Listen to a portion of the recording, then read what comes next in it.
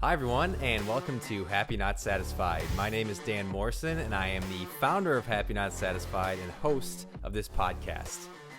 Today, we have a special guest and a special episode.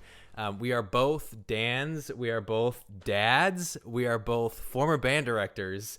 We have a lot in common. I'm super pleased to welcome Daniel Asgari to the podcast. How you doing, man? I'm well. Thanks, Dan. I appreciate you having me, and super excited. I think it's going to be fun. Yeah, absolutely. So we're looking at this episode through the specific lens of sort of fatherhood and parenthood and things we've been through and can relate to on, and sharing some of our experience. We were chatting and just thought it would be kind of fun to put this together and share some ideas. So before we jump into everything, I would be interested if you could talk a little bit about your background, because I think it's a very happy, not satisfied path that you've gone through. So that'd be really cool to hear about. Yeah. So I, like Dan was saying, I was a band director. Before that, I spent some time in the finance world.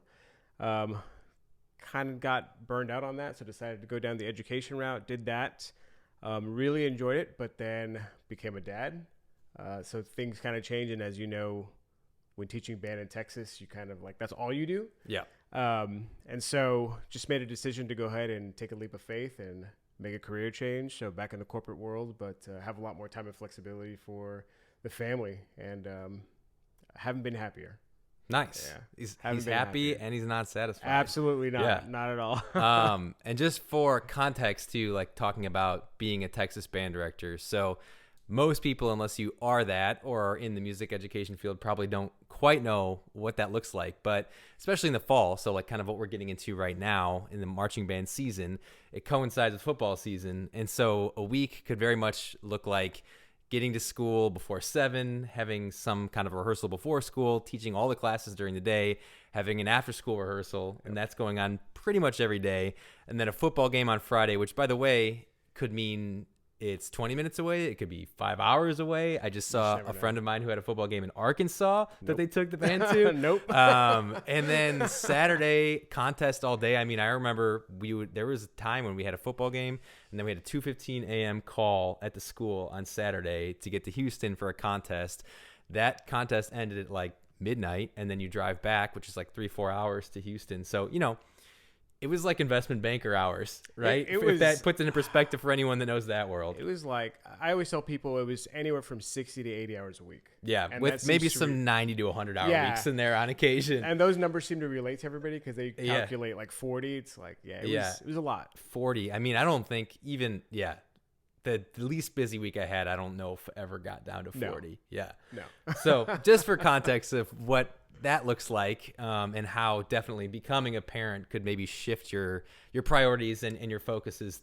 Definitely. Yeah, I think both of us can relate to that for sure. But something I would love to just dive into is this idea of, because we've both been teachers, being a teacher and being a parent and some of the similarities and differences there. And I know for me, sometimes I would get parents that would say, oh, well, you're a teacher, so you can kind of relate to this parenting thing. Or they would say, well, you don't have kids, so why should I listen to you about any of this stuff, and everything in between. So as someone, and for context too, at this moment, my son's 10 months old and your son's 4.5 years old. 5, yeah. Yeah. Almost so 5, yeah. Different stages. And then we've taught a lot of middle school kids and high school kids. So we've seen sort of the gamut there. But what would you say maybe are some of the similarities between teaching and parenting that you've found? I think the biggest one is probably patience, and not only patience with my son or students when we were teaching, but patience with myself. It's sometimes, I think I've told you this before, I feel like sometimes I lose my patience so much faster with my own son because he's 4.5, 5 years old. His job is to test boundaries. Yeah. Where when we were teaching high school kids, it's the boundaries were clearly defined. They were at an age where they understood. You usually only had to tell people to do things one time. Very seldomly you would repeat yourself, but you expected them to listen to you. And you had that relationship as well. And so, with him being so much younger, it's just trying to stay patient with him, but give myself some grace at the same time. Yeah, for sure. And I mean, it's definitely a different perspective having a newborn and probably having a toddler and a little bit older of a kid compared to, like you said, high school students. Definitely. And so really it was interesting because you had so much experience being around teenagers, but I had no experience being around babies. Oh, same. I was the youngest. One of the first babies I ever held was my own child. Yeah, so, no, it's funny you say that because I'm the youngest too, right? I have two older siblings, and up before my son, it was like I would say hi to babies or whatever, but I would always feel like I was gonna break them. I would right, never wanna exactly. hold, Me too. know? And now I like hold my son by one foot, and he absolutely. loves it. Yeah, yeah. And so it's the same thing. It's just I would tell Vanessa, my wife, was like, when school teachers, like daycare teachers or teachers that teach little ones, I'm like, those are angels that walk the earth. That's a totally different ballgame. Yes. And to be fair, they probably think the same. People will always say, I don't know how you deal with teenagers. Oh, that's true. That's true. Yeah. It's just, it all presents its own different challenges along the way. Absolutely. But I feel now we've both been exposed to more of the spectrum of that whole thing. I think, so in talking about similarities between teaching and parenting, and obviously I've only been at the parenting game for 10 months, but I think the idea of not necessarily being a friend to students or to your children, but being honestly like a leader in their life and a mentor and someone that leads by example, I think those are two different things. And I think they're important distinctions. I don't know where you sit on that. Yeah, no, it's some of the like best kids I think that we would have, right? I would tell students all the time, like, they would say, you would hear them say things that they don't like this teacher, they don't like that teacher, whatever the case is. And they all have their different reasons, but we would tell them, like, your actions and your behaviors kind of dictate where you put yourself in line with that teacher, right? Yeah. And we would tell them all the time, like, invest in the relationship up front, because when you need to go in and ask for an extension or bonus points or whatever, if you have that relationship and you're making that effort, they kind of see that. And so I think the biggest thing is, as far as like discipline and structure, like, kids need it. Yeah. Kids need it. Yeah. They will never tell you they want it. Well, they'll probably tell you they don't want it. Right. Yeah. Right. Yeah. But it was the same thing, like with kids would never say they didn't want their parents there, but when their parents were there, it meant so much to them. Yeah. And we would see that all the time. And so I think, I even tell Alex this now. I'm like, because he'll, sometimes like, you're being mean to me. I'm like, I'm not being mean to you. Yeah. He was in this kick for a while. He's like, you're not my best friend. I was like, that's okay. Yeah. Like, if we're going to be friends later, that's totally cool. But right now, my job's not to be your friend. Yeah. And Absolutely. I know that he was small, and my wife and I, we always talk like, well, does he understand this? Does he understand that? Yeah. I think he understands more than he leads on. Yeah. But he's slow rolling you. Yeah, totally. But I'm completely with you that, my job is to be dad. Yeah. My job is to be dad, and because one day, we're not going to be here with him every single minute of the day or every single day. I think they say, like, I think it was Peter Attia. He had said something like, you spend 18 years with your kid, and then after that, you spend a total of like 1 to 2 years with your kid. Yeah. After they're 18. Yeah. Like, it's easy to lose perspective on that. Yeah. And so it's like we have to compress all of these discipline, structure, learning lessons into a short amount of time. So I think it requires us to always be on. Yeah, absolutely. I saw a chart or like a graph related exactly what you're saying, where it showed this is how many years you have left as they were getting older. And like the longest line obviously is when they're born, and then it gets shorter, shorter, shorter. By the time they're 18, it's tiny. And then you see it visually like, wow, you were losing that so quickly as time goes on. So, and then when you're teaching, you only we had students longer than most people, because if you're in band, they're usually in band for 4 years, but it's like 4 years is a short period of time in the grand scheme of things. Yeah, it flies by. And I think one of the things that we were lucky to see was how involved parents were. Like, as a normal classroom teacher, I don't think they got to see that on as much of a regular basis as we did. Yeah. I mean, we would physically see parents every day. It may not be the same parents, but we would see them every day. Yeah, no, that's true. It's being a music teacher or probably a coach or band director or whatever, you definitely have a different perspective there. There's volunteers that make the whole thing run, and you do have the same kids year after year. I mean, we actually had a parent who had kids in band for 12 years in a row. Like, they just all butted up against each other. And so, I mean, he was like the longest tenured person around, you know? and in a way, they become like extra staff members because they know how everything runs for so long, and just super helpful. Yeah, absolutely. And I think, too, just going back to the idea of students not necessarily being your friend. In my eyes, definitely not being your friend, right? Right. It doesn't mean it's a negative relationship. It's just Right. not that type of a relationship. I think it's true. And even I remember talking to my parents about this. It's like when you're younger, there are certain things that you need that maybe you don't know that you need. Mm-hmm. And then as you become an adult, I think it probably does shift more into a friendship. The mentorship stuff is still there, Right. but it takes time to get there. Just like with students, I have students now that are in their 30s, which is crazy. I'm not that old, I swear, but they would be in their 30s. And like someone like that could definitely be my friend, Sure. but when they were students, it was different. Right. They needed to, like you said, they needed to understand expectations and sort of the culture and the culture of positivity, the culture of excellence, where there's boundaries, like all of that stuff is so important. And I try to draw those parallels in being a parent, even though Leo is only 10 months.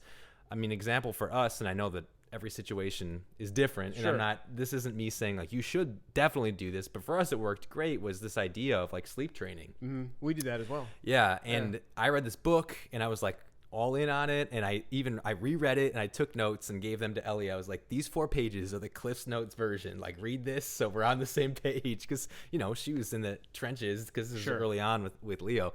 And basically it was like, if your baby is of healthy weight and they're eating the way they need to and all these things are happening, then at 8 weeks, the thing that I followed said you could start doing this training. And I feel like training is kind of a weird, harsh word. Sure. It's just a guiding thing, Yeah. The North but Star of sleep. yeah, exactly. And we followed it, and it's like how you wean them off of each feeding, and then eventually they should make it through the night. And it says like, if you really follow this, it will work. And it's like, okay, I'm putting my trust in this. And the thing is, part of it includes, if they cry some, then you do leave them a little bit, and that's super tough, and it's easier and more difficult for other people to be able to do. And I get that. But for us, it was like, it's the perfect example of, I think, am I setting a boundary that's helping?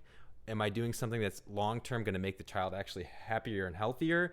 Or am I just doing this to do it? And for us, it was like, no, I think this is really going to help. And now he sleeps through the night and he's getting great sleep. And I know that that's really helping him, And so those decisions as a parent are tough, when it's easy to tell someone else when it's their kid what to do, but when it's yours, it changes your perspective on how you think about moving forward. Sure. Yeah. We did the same thing. And I remember the first night that we implemented it, it was really hard on Vanessa because Alex cried for 45 minutes. Yeah. Straight. Yeah. And it was just like, we just had to, and he wasn't hurt. We knew that he wasn't hungry. He had just, you know what I mean? It was just, and then the second night it was like 10 minutes. And then after that we were good. Yeah. But it's almost like giving them a little bit of independence. Absolutely. Even though they're too young to understand what that is. But it's, again, I think our job to help with they that. don't maybe consciously understand, but there's like this intuitive thing I think they understand, because even now he sleeps through the night, he'll wake up and we'll just let him stay in there, and he does hilarious stuff. He like gets up on his knees and rocks around and smiles at the baby camera. Like he's happy in there now, it's a place where he feels safe and comfortable. So that was definitely an interesting journey. But another story I thought of as we were talking, in terms of like your perspective changing when you become a parent. I had a professor in college, a music education professor, and he was a gung-ho band director. He taught high school band, and so he wanted to be good and all the things, and had the same perspective we probably had before we had kids. And then he said his son started beginning band in like 5th grade, and he played euphonium, and he said all he cared about going to the concert was if he could see his son in the band. It's like someone that could give a bunch of comments on how good the band was and like try to care more about that. But it was like, can I see my kid? And I think for me, that changed my perspective a lot, because it's so easy when you're running an organization, you want it to be great and you're prioritizing certain things. That is something I didn't really understand fully until I had my own child. Yeah, no, 100%. Because the story that kind of sticks out to me the most is Kobe in his interviews would tell the story about, his dad was a professional basketball player, and he said one entire summer he didn't score a single point when he first started playing, and he was awful. And he said that his dad told him, it's like, you could score 0 or 60, it doesn't matter, I'm going to love you the same. Yeah. And he said after that it was like all systems go. Like he didn't have a fear of failure. Mm-hmm. And so to me, it's like for that dad, it wasn't about how did the band sound and what, all the things that we could go on and on talking about. Yeah. It was just more about like being there to see his kid. Yeah. And I think that's amazing. Yeah, absolutely. Somebody that, Kobe Bryant, one of the greatest athletes of all time. Yeah. So in terms of happy, not satisfied with parenting, I've thought about this a lot recently because I obviously buy way into that mindset, and I attribute a lot of what I've been able to do in my life to that. But I think I have to be careful and also shift my mindset about it with being a parent, because I think it'd be easy to kind of go down the worry rabbit hole with it. For sure. Where it's like, well, they're supposed to be crawling at this age, and they're supposed to be walking at this age, and they should be doing this by this time. And it's like, I think if I got too wrapped up in that, it would just create a lot of stress in me, and then probably be passed on to Leo. And so I have to think about happy, not satisfied a little bit differently, because it's something I want to instill in him as he gets older. But it can be a double-edged sword a little bit, especially at this stage. I mean, he doesn't even have teeth yet. He's like almost 11 months. He's got no teeth. I'm like, there's teeth in there somewhere. We'll be all right. Yeah. It's like for us, the big thing right now is Alex's handwriting, right? And it's like, it's such a wormhole to like compare him to other kids. Yeah. It's like, for what? Like, for what purpose? You know what I mean? Yeah. Like I'm happy he has hands and he's able to like scribble some stuff. And absolutely, we'll get to working on, his name and all of those things. And for a while there, I think I went down that rabbit hole with his speech. I felt like he was late to talking. Yeah. But then one day it just like exploded. Yeah. And it's just like, okay. You're like, can you talk absolutely. a little less? Yeah. Yeah. No, one of Vanessa's favorite games to play is a quiet game. Yeah. It's a good one. That's hilarious. Yeah. No, for sure. And I mean, in terms of all that development stuff, we actually were at like a school for future things, just touring and talking to the person that ran the school. And they were talking about this exact idea. And it's like, their handwriting and the way they develop and all these things. It's like everyone in the beginning is going to go different, fast on something and slow on something else. And then it all gets there, it all gets there. And so not getting wrapped up in all that, I think it's hard to do, but helps everyone stay a little more sane along the way. Yeah. You certainly don't want to, I think you were talking about how you don't want to project your stress, onto Leo. Yeah. And it's the same thing. Like, I don't want to project my expectations, or like what I think are the expectations of society, on a 5-year-old. It's funny you say that, because there are so many interesting expectations people have of babies in public. Yeah. And it's like, Leo is so happy. Like, he smiles all the time. He's laughing all the time. But sometimes he's in the stroller. He's just chilling. And there will just be people that come up and be like, oh, you're having a bad day today, huh? And I'll look at Ellie and be like, what? Why are you putting that on him? Like, he's just chilling in the stroller. Yeah. So I think that there's really deep-seated stuff in people and in society that's very much there. That's been interesting for me to witness as a parent, having a child in the world, knowing that that's going to always be there. It's like, how do you then talk to your child about not like undoing that, but understanding that kind of thing is going to happen, and different people are going to say different things to you, and this is how, like, this is a healthy and productive way to respond and how to feel about that. And it's just, obviously, again, he's only a baby, but even just seeing it now, like, wow, he's not smiling at me, and like showing him some kind of a negative emotion because of that. It's like, he's 10 months old. Like, he's going to smile when he smiles. Yeah. And I think it's, again, because not that you're thinking for them, but you're just kind of thinking ahead of like, okay, how are we going to approach this when it comes, when they're able to understand or start asking more interesting questions. I think that's going to happen. They'll come home and be like, even now Alex is like, oh, so when this happened at school and this is what I did. And so we just talk about like, okay, well, that may happen, but this is what we do. Right. And it's not a judgmental thing, because I'm not the other kid's parent. What they do, what goes on, whatever. Right. You know, and it's not necessarily something that's bad or whatever in the eyes of society, but it's just more about like, let's just stay our course. You know, this is what we do. This is how we talk. This is, Yeah. you know. Yeah. Absolutely. And just try to be consistent. That's a huge one, I think. I mean, I've definitely witnessed a lack of consistency in the approach to parenting from people sometimes, and it makes me wonder if that's causing confusion in the household, maybe. But being consistent is tough, you know, in any part of life, but it's so important. Yeah, absolutely. And I think even being consistent with, and this is a lot of work that I've been trying to do, is being consistent with understanding that as a mom, Vanessa is thinking about so many more things. Yeah. And like her bandwidth, I think, is taken up by so many more things. Yeah. Than even my own. Yeah. And so just trying to like understand that perspective while being able to contribute, you know, as best as I can. Yeah, no, absolutely. I think that's a balancing act, and it's tough to find that sweet spot with that whole thing. And just thinking back to when you're talking about his handwriting and comparing, and I actually just this morning I was finishing putting together a presentation, and I included in there, I think it's like a Teddy Roosevelt quote, and if I'm wrong about that, sorry, but it's comparison is the thief of joy.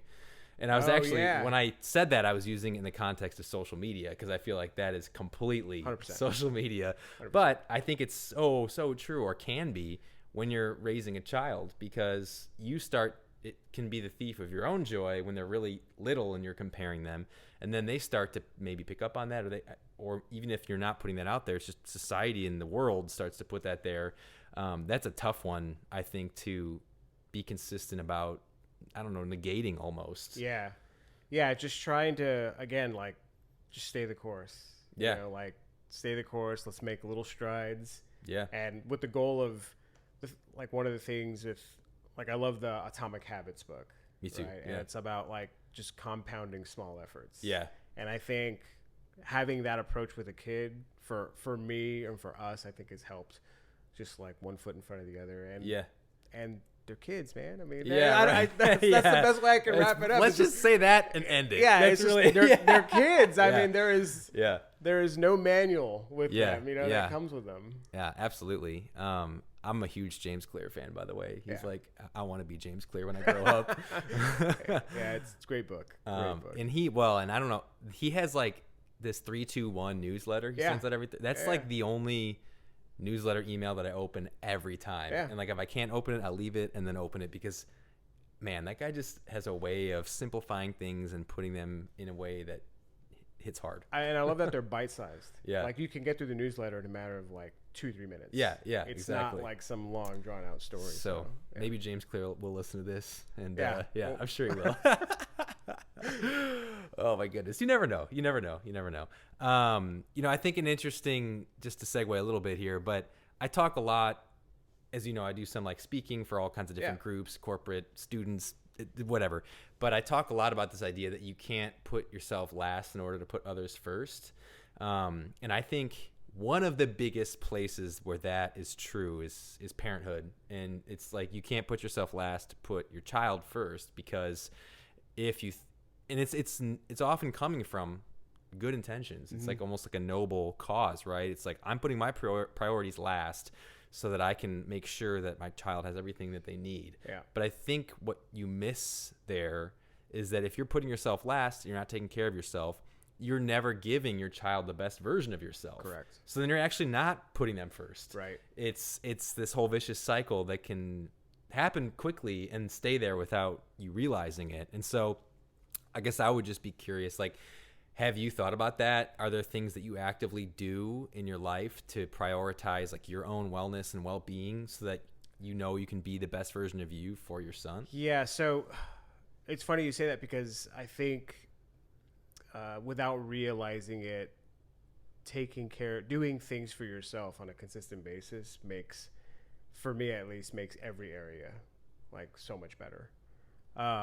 As far as like for my own well-being, like I'm constantly trying to learn. Yeah. Like whether it's read, podcast, stay active, lift weights, do a lot of walking. Like at work, we have these treadmills on every floor where it's like you can get on nice. like working desks. Yeah. And just get on, and it's just movement. Yeah. Like I just think like just movement, just stay moving, stay moving, stay moving. And then just luckily Vanessa's so much better at this than I am, but because she's great at it, like it rubs off on me, luckily. Yeah. From just, eating the right things. Yeah, for sure. And just, I'm not, don't get me wrong. I love a hamburger. I love a pizza, and we'll go do that. Of course. Yeah. Everything in moderation. But not every day. Yeah.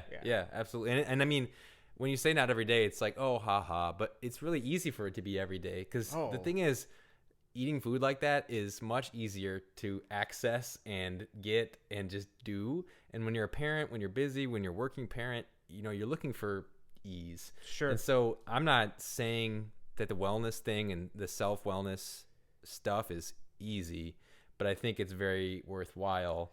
I think routine.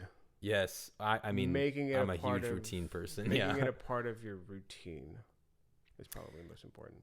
Yeah. So the idea of routines is huge and something that I talk about a ton. I feel like it's sort of the essence of happy, not satisfied, but it's more important than ever, I think, when you do have a child and you have maybe a job on top of that, or even if you just are raising your child or whatever. I mean, that's a full-time job in and of itself, for sure. Maybe more than a full-time job.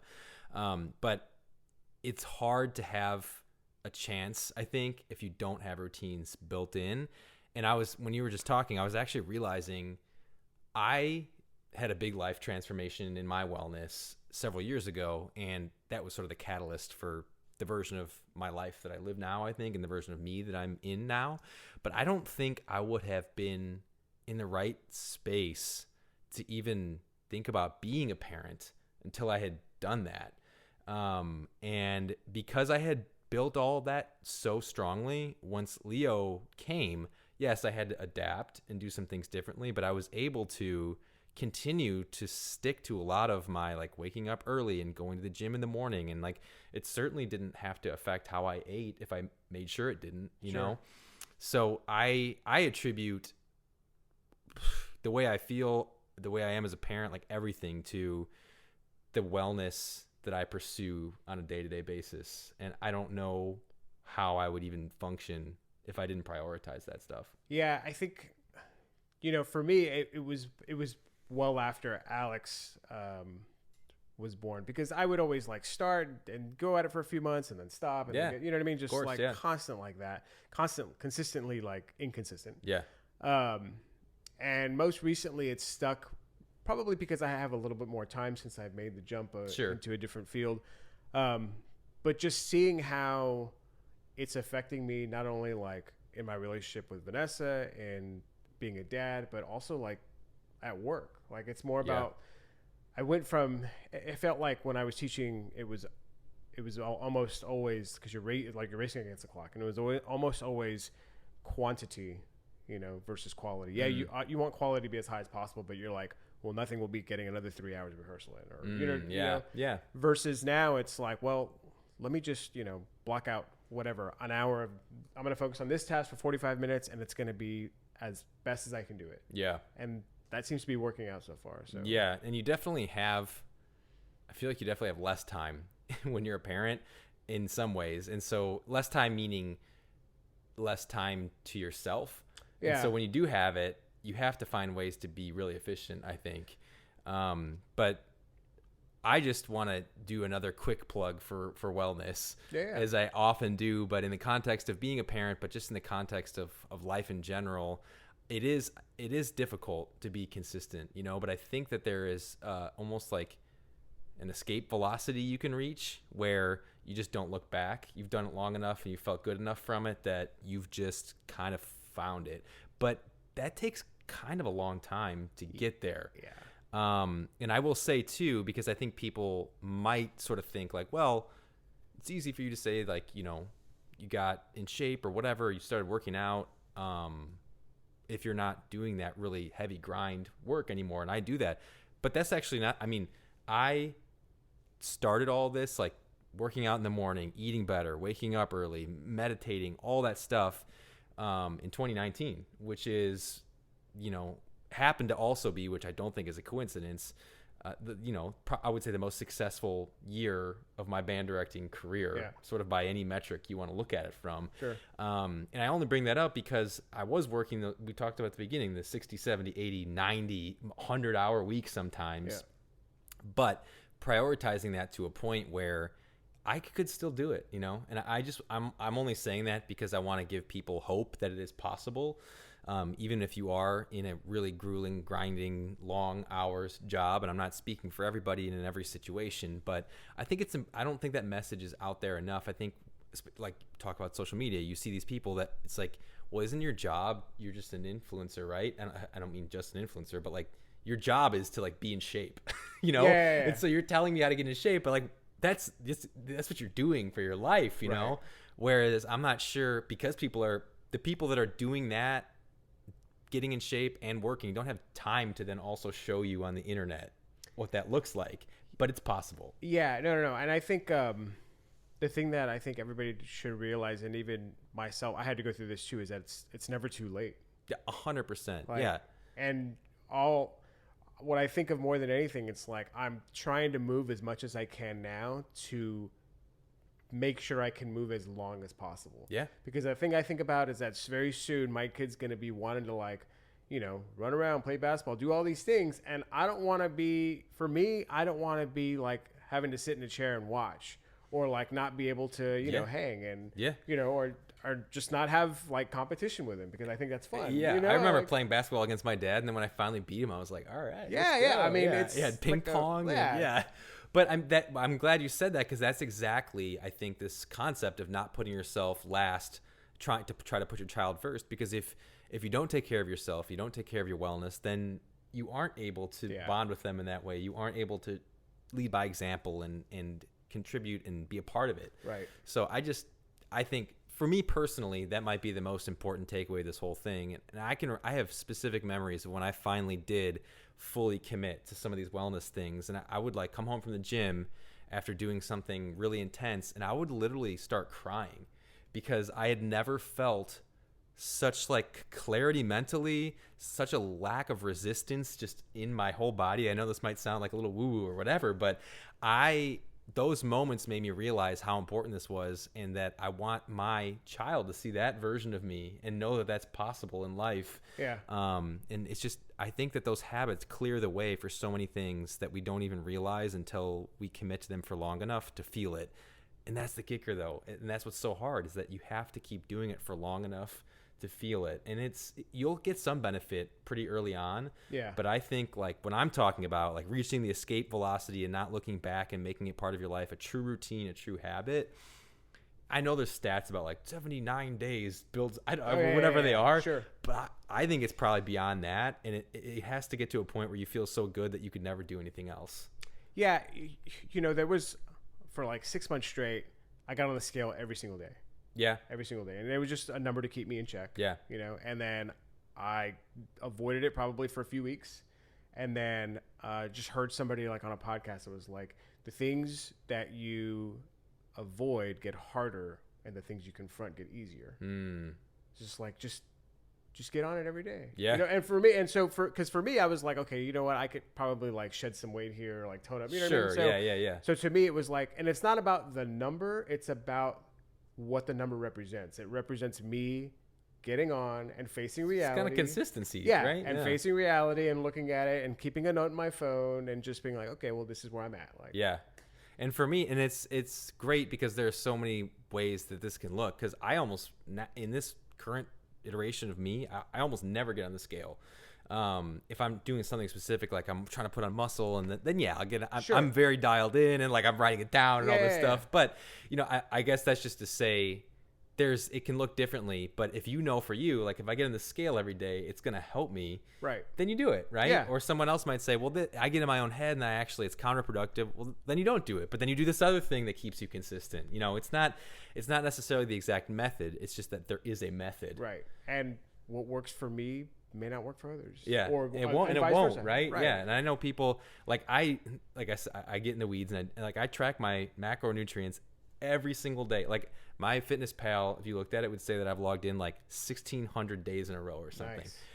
but I love it. Yeah. And it makes me happier because I can rely on it. And to me, I actually think less because I have that there. It keeps me on track. I know how I feel when I do it. I love it.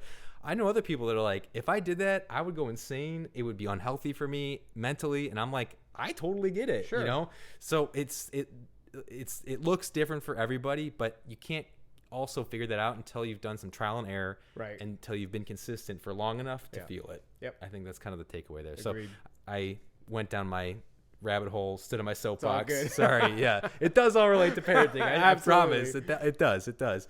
But tying it into parenting really quickly, last thing, what is one great piece of advice that you've gotten about parenthood? So this advice actually came for teaching, and I think and for me, I've always remembered it. And it was actually from one of my best friends, Dave, who I worked with at the last high school. Yeah. And he told me, he said, he's like, if you're constantly on a kid, once they turn off, it's really hard to get them back on. Yeah.